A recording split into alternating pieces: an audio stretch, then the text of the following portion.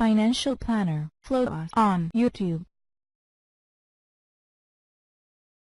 Well, this Friday, ahead of a three-day holiday weekend, all three major U.S. stock markets ignoring the ominous warning signs that are building by the day and registering new highs. Dow up better than 200 points, 228, closing over 25,800, almost at 26,000. S&P, NASDAQ, both hitting record highs today. But to me, this is very reminiscent of 1987 in that the stock market is rising despite the fact that there are very, very negative factors that are building, that are obvious, that are hiding in plain sight that everybody is ignoring. You know, the CPI came out today and the headline number was in line at up 0.1. Year over year, though, that's still 2.1% increase in headline CPI. But unless you're, asleep, you have to realize that that number is about to go up. Look at what is happening in commodity prices. Oil prices up big today, over $64 a barrel. This is the highest oil prices have closed since November of 2014. And if you go 4 months earlier than that, we were over 100. So if we retrace that move, we could actually hit 100 this year. I was saying we can get to 80 to 100 this year, and I think we will, but we may actually hit 100. Maybe we'll get above 100. This is an ominous thing for inflation. It's also going to be a big problem for the U.S. economy, but that means that headline number is going up. Now, the core CPI, which everybody seems to look at, year over year, that one's only up 1.8%. But that's not going to last either. We're going to be over 2% on the core, I think, in a number of months. The number was up 0.3 for the most recent month. They were looking for up 0.2. In fact, this is funny. Right before the number came out, gold was up about $10, and the dollar index was down about 50. And then the number comes out, and the traders immediately see this inflation number that is higher than they expected on the core. And what is their initial reaction? They dump gold. Gold lost half its gains, and they bought the dollar. I mean, the dollar didn't go back to unchanged, but it got back about, maybe 2/5 of its losses, right? Immediately, the knee-jerk reaction. Why is that? Why would people think higher inflation is bad for gold and good for the dollar? The reason is they think, higher inflation, the Fed is going to raise rates. Right? Well, so what? The Fed has been raising rates. We all know that the Fed is going to raise rates. But if higher rates are bad for gold, why aren't they bad for the stock market? I mean, the stock market should be affected by higher interest rates. No, they don't care. But they somehow think it's going to be bad for gold. But the reality is higher inflation is great for gold. That's why people buy gold. It's a hedge against inflation. So the more inflation, the more demand there is for gold. The opposite of the dollar. High inflation is not good for the dollar. By definition, high inflation means the dollar is losing purchasing power. So if the dollar is losing purchasing power, that is bad for the dollar, right? And by the end of the day, that's exactly what happened because gold finished the day up about $16. So if you bought that ridiculous move, that the gift from the traders, you had a nice profit. The dollar index ultimately tanked, went off near the lows of the day. We actually broke 91. We closed with a 90 handle, I think around 90.94-ish, if the market is closed as I'm recording this. This is the first time the dollar index has closed below 91 in just over 2 years. The technicals look horrible for the dollar, horrible, going into this 3-day weekend. They look great for oil. Oil could spike, the dollar could tank, and look at bonds. Look at the 10-year. The yield on the 10-year is now above 2.5%. We're 2.552 on the 10-year. We are very close to a major breakdown in the bond market. Now, I know the bond market has dodged a lot of bullets, right? And so, you could say, crying wolf, like, look how long the bond market is held in there. It's held in there. But you know what? It's going to hold up until it doesn't. And when it breaks, Katie, bar the door. I mean, this bond market is going to unravel. I mean, we could see a move up to 3% in the 10-year very quickly. Then, of course, if we break through 3%, 3.5%, 4%, I mean, the whole thing could unravel very, very quickly. This is what is so dangerous here, right? You have the bond market potentially about to break down, a major 30-year bull market about to unravel. You have the dollar getting ready to go over the edge of a cliff, right? This whole rally in the dollar was a head fake to begin with, but you have a lot of money that can be going out. You know, why people are buying bonds? Everybody believes the Fed is going to shrink its balance sheet. Now, I don't believe that, but the markets believe it. Now, I checked the balance sheet on Thursday again. So far, it hasn't shrunk at all. So there's been no tapering. I don't know when it's supposed to start. They keep talking about it. Everybody expects it. But if everybody expects the Fed to sell bonds, China's going to sell bonds, right? China had, like I mentioned in my last podcast, they kind of denied the fact that the rumor came out that they were going to sell treasuries or stop buying treasuries, which is basically the same thing. Because if your treasuries mature and you don't buy more, that's just like selling them. And they kind of denied it in a half-assed way. And I kind of think where there's smoke, there's fire. And it makes sense. Why would the Chinese not want to get rid of their treasuries? They have trillions of them, and they're just going to lose value. I mean, I can understand why the Fed isn't going to sell its treasuries because it doesn't want U.S. interest rates to go up. It doesn't want to prick the bubble. What does China care about our bubble? China just wants to get out of Dodge. They want to preserve the value of their portfolio. But if you're out there and you own bonds and you think that China is going to be selling treasuries and the Fed is going to be selling treasuries, why would you want to get in front of that steamroller? Why would you want to buy them? Nobody would want to buy them. The risk of a big drop in the bond market has never been this high. And what happens if the bond market tanks? That's it. Stock market's going to crash. Right? The only thing that will stop the stock market from crashing, and it might not even work. We won't know until the Fed tries it.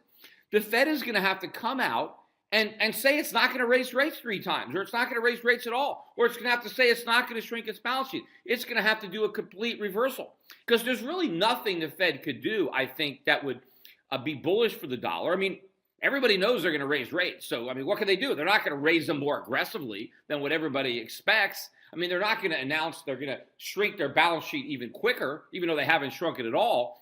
So the only thing that they can do for the foreign exchange market is reverse. And if they do that, that's it. I mean, if you think the dollar is weak now, wait till you see what happens when traders have to start pricing in rate cuts or pricing out rate hikes or pricing in QE. I mean, the dollar is going to just come under massive pressure. It's going to drop like a rock. But the only way the Fed can stop a 1987 style market crash, because what happens when everybody is just buying stocks because nothing can go wrong and everything is perfect and nobody expects a problem, then all of a sudden, boom, there's a problem that nobody anticipates that everybody should see coming. That's going to be the crazy part. When it's going to happen, everybody is going to say, well, nobody could have possibly seen this coming. How could anybody have known this was going to happen? I mean, this is, the most obvious crisis ever. Yet, of course, yeah, they're oblivious. And as I said before, they're not going to be able to say, well, at least we had Peter Schiff on. We were fair and balanced. We presented both sides. Nobody presented both sides. This has been one way, pure hype, propaganda. Everything is great. Nothing can go wrong. And so when you're priced for absolute perfection, and then when there's a disappointment, and now everybody at the same time needs to go. So there's a massive crash coming. And if the Fed is going to panic, right, they're going to try to stop it. So let's say the Dow is down 5% one day and it's falling, right? Dow's down 1,000 points, 2,000 points. Now the Fed has to come out and stop the carnage, right? They don't want to let it continue. So they got to come out and they got to fess up, we're not going to hike or we're going to do this or that.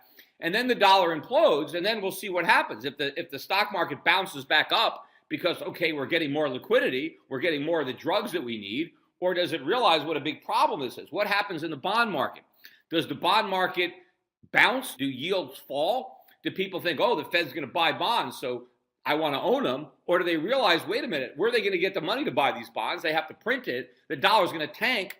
Why do I want to own dollars? The president is talking about how, why do we let all these immigrants in from these shithole countries? Well, I think our creditors are going to think about the same thing. I mean, why should they flush their hard-earned money down this shithole? Why do they want to flush their money down the U.S. toilet, which is what it is when it comes to lending money to the U.S. government? So that could be very scary if the Fed announces that it's going to buy bonds and bonds tank anyway, right? That is the beginning of the end. I don't know if this is all going to unravel that quickly. But it is very close. I mean, every day, right? Because there's nothing I think that's going to stop this. Look at the dollar against the yuan. We cracked below 6.5. We're at just below 6.47. The chart looks horrible, horrible. The dollar could just tank against the yuan. I mean, I don't know where the support is beneath the dollar. Nobody seems to care about that. And, look at the action in the gold stocks. I mean, yeah, the gold stocks were up today. Not big. I mean, it was a big day relative to what they've been doing. GDX up 2.7%. GDXJ 2.9%. These are not big moves. Gold, nobody is buying these stocks. I mean, I own a lot of gold stocks. I own a lot of oil stocks. That pretty much sums up most of my portfolio. And my oil stocks are beating my gold stocks. People are buying oil stocks. These stocks are surging. They're going up every day.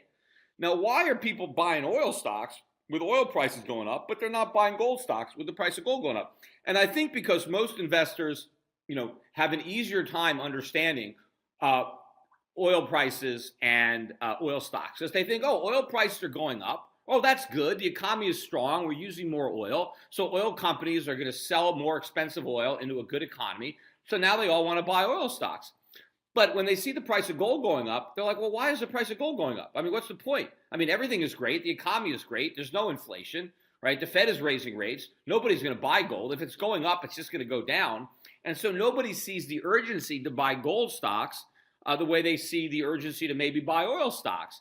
But this is because they're wrong. They think there's nothing to worry about. There is everything to worry about. There are so many things. There's probably never been more things to worry about. And the crazy thing is people aren't worried about any of them. And it's probably because of the mania, because of the bubble, right? When you get into that mentality, nothing worries you, right? And it's the same thing with like in the cryptocurrencies, right? When you get into these things and you get into a mindset, and I'll talk a little bit more about cryptos later in the podcast, but it's the same mentality. Nothing could go wrong. I'm not worried. It's cognitive dissonance. If anything comes in that, jeopardizes your narrative or threatens your narrative, right? And it's kind of on autopilot until all of a sudden people are going to realize that, wait a minute, here's this problem that nobody could have possibly predicted, and now it's here, and nobody has planned for it. And when there's going to be a big rush into gold stocks, look, it could happen next week. Look, gold closed up about 16 bucks. We're just below 1340. 1350 is a key level. I think the day that we get above 1350, we could trade to 1400 that day. If not that day, the next day, the day following the close above 1350. And then once we're above 1400, I mean, it could be a quick move to 15, 16, 1700. I mean, it could just be like a floodgate that you've opened. And then what's going to happen with the gold stocks? I mean, they're just going to take off, right? This is going to go into a whole new gear. There are some incredible buys in these stocks, even though they're going up. It's nothing like what they're going to do. And the fact that they haven't moved, again, it's all because people just don't understand the predicament, right? Everybody thinks the economy is in great shape because they think the Fed solved the problem. No, they didn't. They made the problem much worse. They made the problem that they created worse. But the people who think they solved it are the same people who didn't understand it before. And they got blindsided in 08, and they're going to get blindsided again because they never learned from their mistakes. The amazing thing is, people are so excited about Donald Trump and what's going on. Trump is very, very unlucky in that he is inheriting this mess. Now, he's not making his situation better, right, based on what he's doing and what he's saying. But Obama was president during the fun part, during the easy part, even though the economy, was so screwed up by the time he became president that, it wasn't like great times on Main Street. It was a party on Wall Street. See, he was president when the Fed was spiking the punch bowl with more alcohol than they've ever poured into it. So it was a gigantic party, right? Stock market was booming. It was great, right? That was the easy part. Trump is in office when the Fed is supposed to do the hard part, and nobody even understands that. But the problem is the hard part is so bad, they can't even do it. They can't take the punch bowl away. It's impossible to take it away, so they're going to have to try to spike it all over again. But it's already full of so much alcohol, if they put any more in, then that's it, right? Everybody's going to die of alcohol poisoning. That's what people don't just get, right? He's the fall guy. It's all going to hit the fan. I always said the easy part was lowering rates to zero and blowing up your balance sheet. The impossible part is normalizing rates and shrinking your balance sheet. And we're going to find that out because when the market tanks, because the bond bubble pops, and the dollar tanks, right? And now the stock market starts to fall. Now the Fed is going to blink. The Fed is going to say, okay, we're not going to continue with rate hikes. We're not going to shrink our balance sheet. If they don't do that, if the Fed doesn't do that and continues to bluff, right, like a game of chicken, like, oh, we're going to keep on raising rates, then the market's going to keep falling. There's nothing to stop it, right? There's nothing but air down there. And I think at some point they're gonna blink, right? They're gonna turn. They're not gonna want to just crash right into the coming car. But then it's over. Then the jig's up. People realize the predicament. They should have realized it. And this is not rocket science. This is pretty easy. It's just so many people have a vested interest in not wanting to recognize it, wanting to tune it out. You know, I do get some talk about, oh, what if the government shuts down? You know, why aren't people worrying about the government shutdown? That's a non-event. Who cares? I mean, if the government shuts down, we're actually better off. The problem is they never shut the government down. Even when they shut it down, it's still running. It's still operating. So we actually never get a break. This is all politics. But even that phony theatrics doesn't even bother the markets anymore because nothing could go wrong, right? It's perfect. And that is when you set yourself up for a crash. No one's worried. No one's concerned. No one's buying insurance. Everybody's doing the same thing. And then all of a sudden, there's something that comes out of the blue. And it is very close. And how many more down days do we get in the bond market? How many more down days in the dollar? But this is all going to accelerate. Gold prices are going to start to move up even faster. The dollar is going to start to fall even faster. This is going to snowball. But in the meantime, you know, just load up on the right assets and get out of the wrong ones. You know, and I said it's very frustrating that I have a number of my own clients that are doing the exact wrong thing, right? That are selling their foreign stocks and their gold stocks and buying into the Dow. Some of them are buying into Bitcoin, but they're doing the exact wrong thing at the exact wrong time. The smart money is adding to their accounts. And of course, I talk about the fact that we have clients closing their accounts, and it's more than we normally get, and it's frustrating. But most of the clients, the vast majority, are not closing, and plenty of people are adding. They are doing the right thing, and I'm very glad for that because I think we're about to make, more money than we've ever made. And, you know, I've had plenty of great years in my career. A lot of great years. And I think this is going to be a phenomenal year. And next year is going to be even better. And the year after that could be even better. I mean, I feel badly because it's going to be bad for the country. But that doesn't mean I have to lose money. Doesn't mean I have to sink with everybody else on the Titanic. That's why I'm out on this lifeboat. And I'm going to make a lot of money as that boat sinks. And hopefully I can use some of my money to try to, drain the water out of the boat so we could recommission it. You know, politically, the sooner the collapse happens, the better. If it takes a couple more years, we're finished. Because then, Trump doesn't have time. The Republicans don't have time to do anything right. The Democrats will have the presidency, both houses, and then that's it, right? At least, we're done. At least if it falls apart early enough in Trump's administration, that maybe he'll do the right thing. Maybe with Republicans in Congress, maybe we could finally do the right thing. It's not going to be pretty. It's going to be painful, and it probably means they're not going to get reelected anyway. But I'd rather hand the economy to the Democrats, having already done the difficult things that need to be done, than just giving them to them now and let them, go and just decide, oh, this only proves that capitalism doesn't work. This just proves that we need massive government, that we need huge tax increases, right? Because the free market wrecked the economy again. These tax cuts for corporations and the rich did it all over again, right? This great economy that Obama built over 8 years was destroyed in a matter of 1 or 2 years by Republicans with their tax cuts. We don't want that. So I think the sooner that it happens, the better, because there's a chance that the Republicans might do the right thing. But again, it's a chance. And I don't know how big the chance is. It's probably not that big, but at least it's a chance. I think there's practically no chance that President Sanders or somebody like him and a Congress full of, Sanderites, that they're going to do the right thing. So we have a few years to maybe do the right thing. Then we're going to have to wait 4 more years to potentially do the right thing. One thing that I have clients that are worried about, and I talk to them about this, they're worried about the government confiscating stuff, right? Well, if things get really bad, what if the government starts confiscating assets? And they don't understand that the government doesn't have to confiscate anything. It could just print. It's the same thing. See, the government can print money and buy whatever it wants. That's like confiscation. I guess it costs them nothing to print money. So why would they have to confiscate something? They could just go and buy it with money they created for nothing, right? And so that's what I think they're going to do. So rather than worrying about the government taking your gold, like Roosevelt, right? They confiscated gold, although they didn't send government troops to people's houses looking for gold. I mean, people voluntarily complied with the law, right? They walked in and they gave up their gold. Most people didn't. Most people kept their gold, which was the smart thing to do. But they needed to take the gold back then because we were on a gold standard. The government couldn't just print money when Roosevelt was president. They needed the gold, so they seized it because they needed it. They don't need gold anymore. We're not on a gold standard. We have no standard. They just print and buy. Right? Look at all the stocks that the Swiss central bank now owns. Did they confiscate those stocks? No, they just bought them. But where'd they get the money? They created it out of thin air. So it's practically the same thing, right? So as long as the dollar has some value, the government doesn't have to confiscate anything. Even if prices go up, what do they care? They'll just print more. They'll just print as much as they need to buy what they want. The only time it stops is when the dollar is worthless, when no one will take it. Yet now that is a time where you have to worry about the government seizing your stuff, right? Because the minute nobody wants dollars, right? Because the dollar is worth nothing, now they got to do that. Now they got to come and seize your stuff. Now, the last thing they're likely to seize is your physical gold, because how are they going to find it?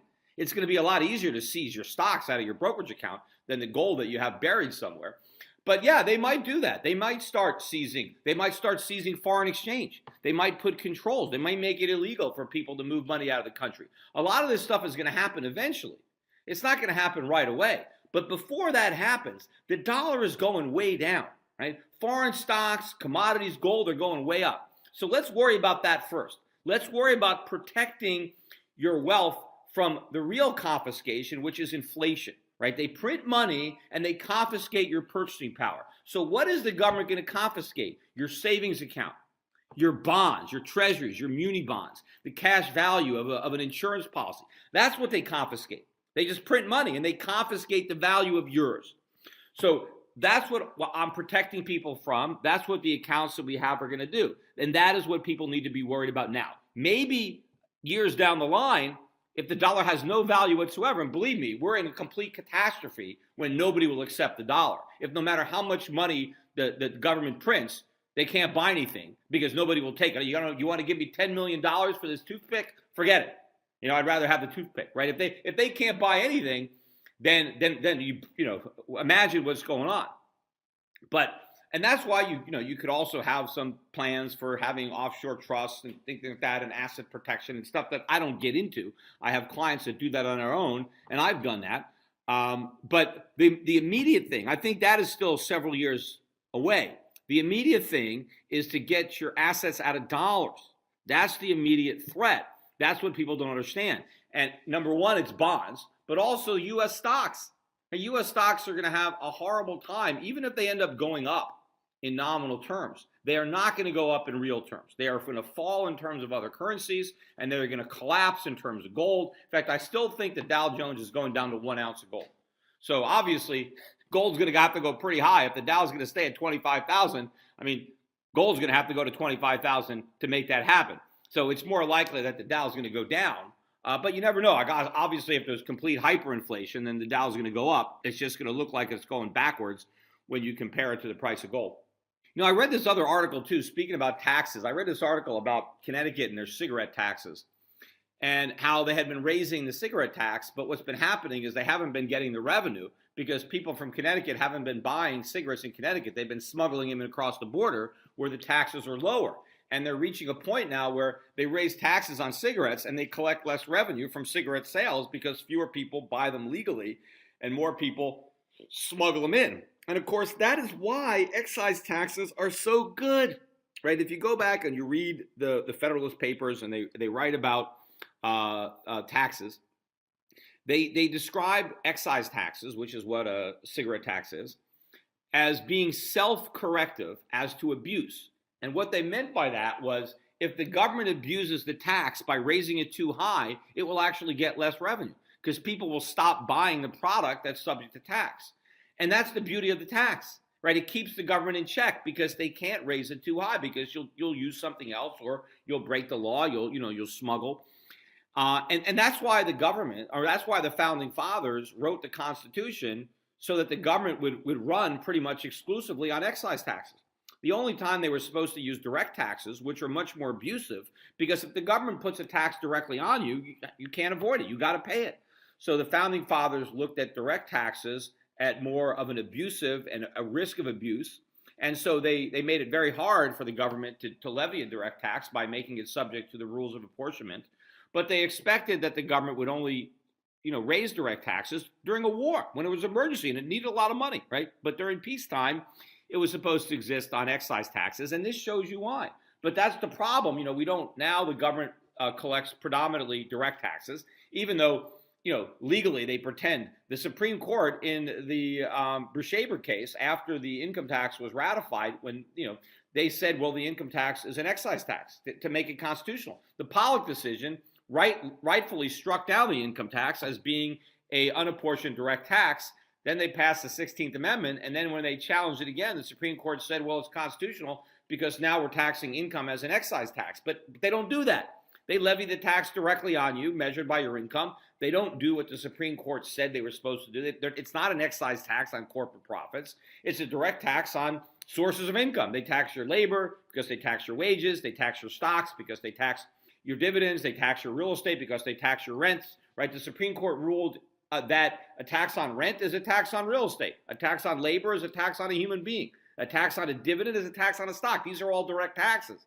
They don't become excise taxes because you tax the income and not the source. But then the Supreme Court said, well, if you can separate the income from the source, you can levy an excise tax on the income as long as it's separated from the source. Well, how do you do that? Through a corporate balance sheet, which is why the courts have defined repeatedly that income means a corporate profit. And corporate profits, that's the only thing that the government's allowed to tax. But of course, they don't do that, right? All the laws are ignored, and they continue to collect these taxes as if they're direct taxes. And therefore, they're inherently much more abusive. Now, of course, doesn't mean you can't try to avoid or evade direct taxes, right? People cheat on their income taxes all the time, or people do things like I did. They moved to Puerto Rico, right? You raise the taxes up too high, people leave, right? People find ways around it.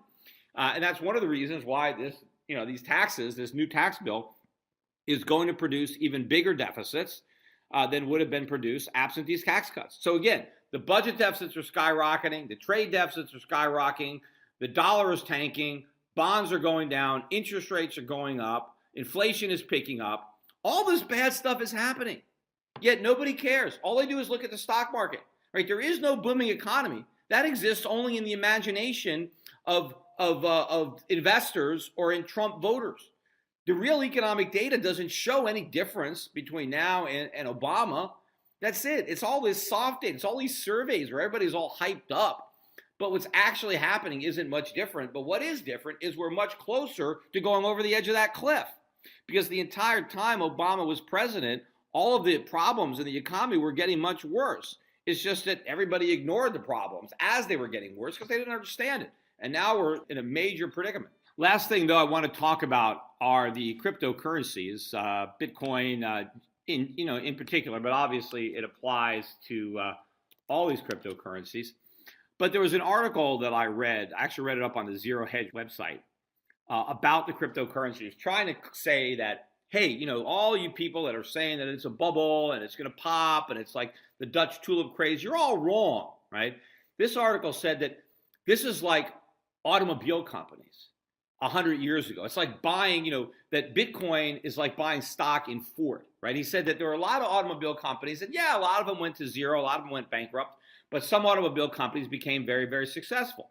And he said that, buying the cryptocurrencies is like trying to buy the automobile companies that, that are going to be the ones that succeed, that somehow that cryptocurrencies are going to change the world, just like automobile, right? Automobile was an evolution from horse and buggy to a car, and now we're going from paper money to cryptocurrencies, from money created by sovereign nations to money created by private citizens. And this innovation is going to be as transformative as, the horseless carriage, and that this is the same thing. And so, this is not tulip mania. This is like buying automobile stocks at the beginning of the age of the automobile. And this is like crazy.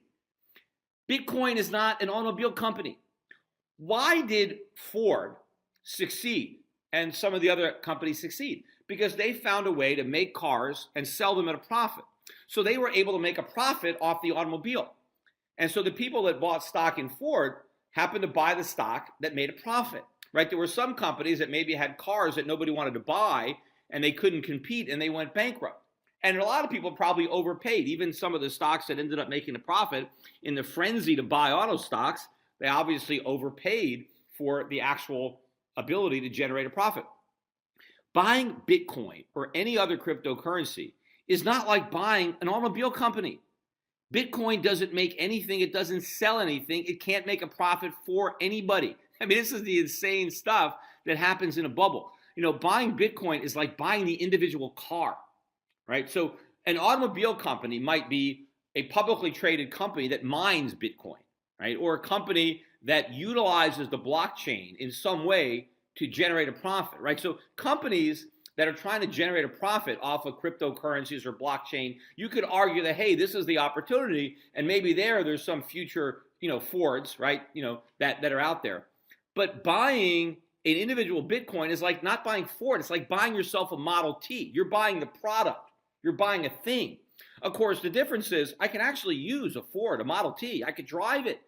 It eliminated my having to have a horse. It made my life better. I was able to go from point A to point B without being on a horse, right? I mean, so that was a big improvement in my life. What can I do with a Bitcoin, right? What can I do with a Bitcoin that I couldn't do before I got a Bitcoin? Nothing, right? So the Bitcoin as a product is not like a car was a product. Now, yeah, if you still have a Model T today that's in mint condition, yeah, it's, it has value as a collector's item, not as a car. You wouldn't drive the thing on the freeway. It's probably not even legal on the freeway. I mean, you might be able to drive it around the block in your home once in a while. You wouldn't want to do it too much because you probably don't want to put a lot of mileage on it. But it has value as a collector's item, right? You can look at it, you can polish it, you can show it to your friends, right, and brag about it, right? So it has value because it's scarce and it's a piece of Americana. Does anybody think that a Bitcoin is going to have some kind of collector value in the future? Like some 100 years from now, some guy's going to have a collection of uncirculated cryptocurrencies on some flash drive, and he's going to impress his friends by saying, hey, take a look at this wallet. Look, I got this thing called a Bitcoin. Remember, no, there's not going to be a collect. There's never going to be any collector's value. Plus, there's too many of these things, right? I mean, they didn't make nearly as many Model Ts as they made Bitcoins. And of course, a lot of people use the Model T, so they got junked. I mean, all the Bitcoins that have ever been mined, in 100 years, they're all still here, right? So they're never going to have any collectors of value associated with them. But that's what it is. When you're buying a Bitcoin, you're not buying the company, you're buying the car itself, right? You don't get a piece of the blockchain, right? Just like when you buy a car, I don't own the roads, I don't own the highway, I just own that one car. You don't own a blockchain when you own a Bitcoin. You own something that is utilizing one blockchain, the blockchain that Bitcoin uses. That's all you have is that one token or a fraction of a token. Because most people trying to buy today, they can't even afford to buy a whole Bitcoin, right? A Bitcoin is $13,000, $14,000. Now, I will point out, too, Bitcoin is no longer going up, by the way. I mean, we haven't made a new high in a while, and, there's a lot to be worried about there for all you Bitcoiners and cryptocurrency guys. And you know who you are because you're constantly ribbing me about the fact that, yeah, I missed out on the gains. And I did. I admit that. Yeah, I had an opportunity to profit from other people's greed and foolishness, and I, once again, didn't do it. But fine, I'm going to profit. I'm making a lot of money right now on my stocks that I do own. I'm going to make a lot more money. And the difference is I'm going to keep it. Now, yeah, there are going to be some people, and I have had people open up accounts with me, a couple of people who have cashed out $1 million gains in cryptocurrencies, and they're sending me their money, and they're opening up accounts. These guys are doing the right thing. But, based on how high Bitcoin has gone, I mean, I'm not getting that many of those accounts. I mean, they should be coming in every day. The fact that I'm not shows that most people are just letting it ride, right? They're still in the casino, and all the chips are on the table, and that means they may not come back with anything. In fact, I was reading an article today, Treasury Secretary Mnuchin talking about how we need more regulations on Bitcoin. We got to make sure that bad people don't do bad things with these. Look, this is the kiss of death for these cryptocurrencies. The amazing thing is, during the bubble, you got people actually saying, oh, this is good for Bitcoin. Regulation is good. No, it's not. It's terrible. The initial appeal of Bitcoin was, hey, there's no regulation here, right? This is an easy, efficient way, peer-to-peer, no third parties, no banks. We don't have all these AML or all these rules. I can just, it's a cheap way to exchange money. And it was initially, The problem was, there was you couldn't say it was a store of value because the price could have imploded. As it turns out, the price went way up. But at least 4 or 5 years ago, it was useful in that you could use it very inexpensively to move it from person to person, But you can't do that anymore just based on the sheer volume. The costs have gone up.